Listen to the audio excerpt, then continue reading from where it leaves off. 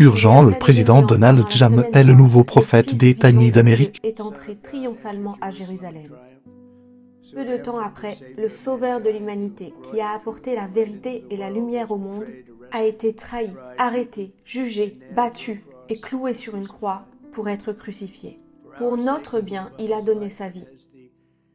Et comme l'a dit un jour le très grand révérend Billy Graham, Dieu a prouvé son amour sur la croix. Quand le Christ a été crucifié, quand il a saigné et quand il est mort, c'était Dieu qui disait au monde « Je t'aime ». Ce sont vraiment de belles paroles d'un grand homme, n'est-ce pas Franklin?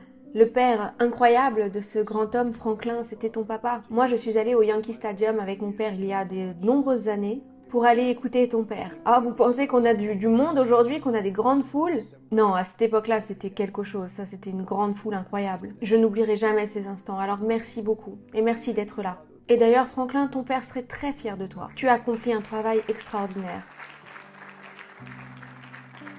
3 jours plus tard, ceux qui suivaient le Christ ont trouvé le tombeau vide. Jésus avait vaincu les ténèbres et la mort. Il avait promis une nouvelle vie à toute l'humanité. Et c'est précisément ce que nous célébrons chaque année à Pâques. Alors que nous proclamons avec joie le dimanche, il est ressuscité. La mort et la résurrection de Jésus sont l'essence de la foi chrétienne. Qu'on soit riche ou pauvre, en bonne santé ou malade, jeune ou vieux, en temps de paix ou en temps de guerre, les chrétiens du monde entier trouvent réconfort et espoir dans l'assurance du fait que Christ est mort pour eux et qu'ils seront réunis auprès de lui au ciel. Et c'est ce que nous voulons, c'est ce que nous voulons tous. Les miracles de la Semaine Sainte ont déclenché une transformation dans l'existence humaine. D'innombrables millions d'Américains ont été touchés par l'exemple du Christ pour guérir les malades, défendre leurs familles, élever et soutenir leur communauté, et ainsi rendre notre pays plus fort, meilleur et plus grand que jamais. Par la grâce de Dieu, au cours de ces 3 derniers mois, et quels 3 mois formidables nous avons eus, n'est-ce pas?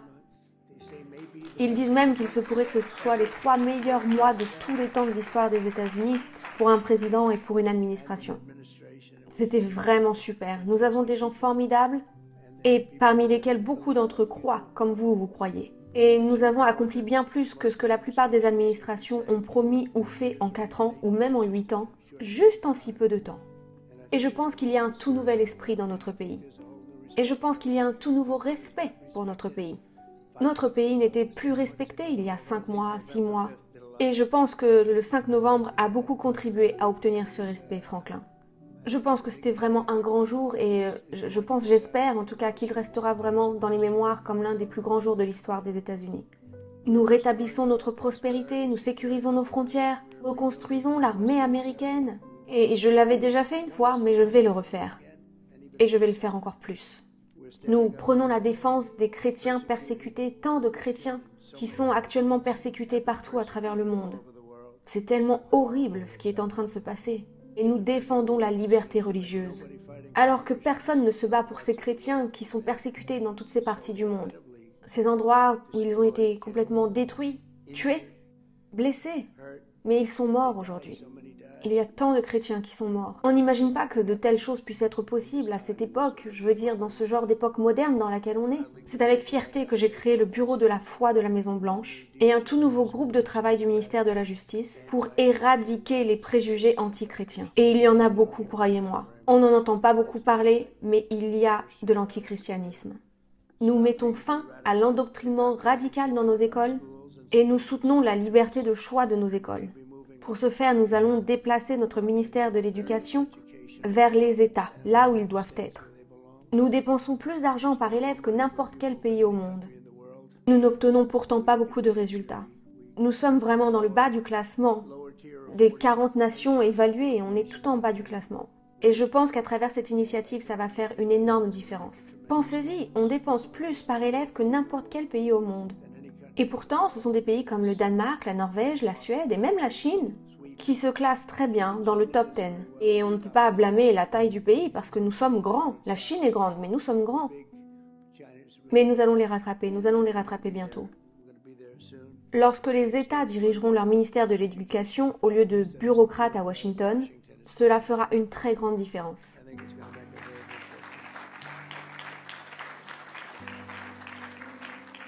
Et j'ai aussi, et ça a été vraiment très facile pour moi.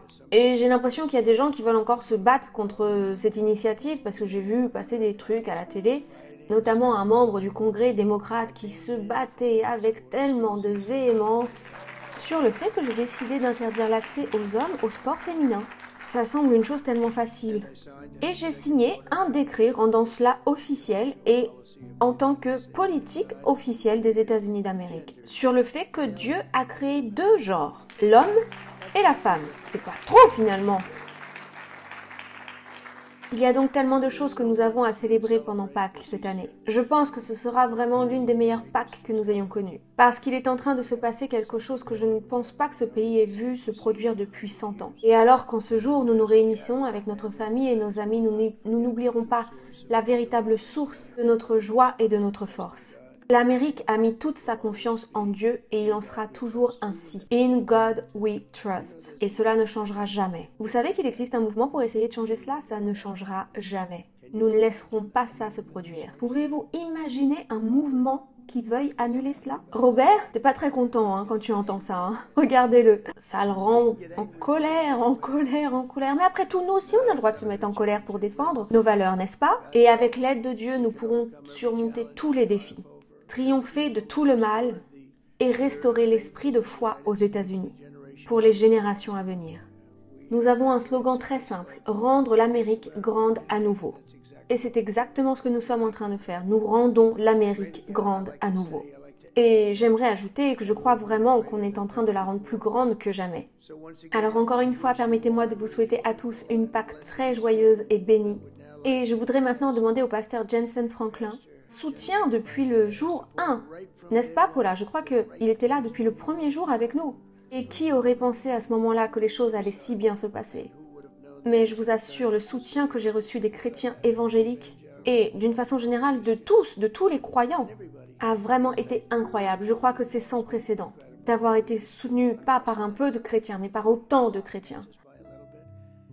Alors, pasteur Franklin, si vous pouvez me rejoindre, merci beaucoup. Merci pour votre soutien.